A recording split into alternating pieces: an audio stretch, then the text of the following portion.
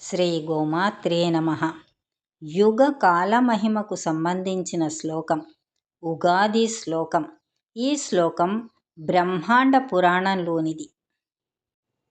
చైత్రమాసే జగద్బ్రహ్మ ససర్జ ప్రథమే హాని శుక్లపక్షే సమగ్రంతో తథా సూర్యోదయే సతి. చైత్రమాసమందు బ్రహ్మదేవుడు ఈ జగత్తును సృష్టించాడు. అది కూడా చైత్ర శుద్ధ పాడ్యమి నాడే, ఉగాది రోజే సృష్టి కార్యం ప్రారంభమైంది. శుక్లపక్ష సూర్యోదయ వేళలో ఈ కాలచక్రం మొదలైందని అర్థం.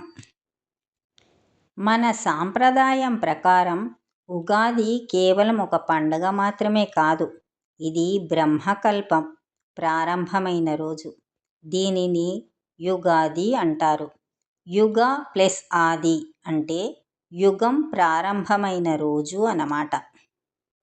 అందరికీ ఉగాది పండుగ శుభాకాంక్షలు.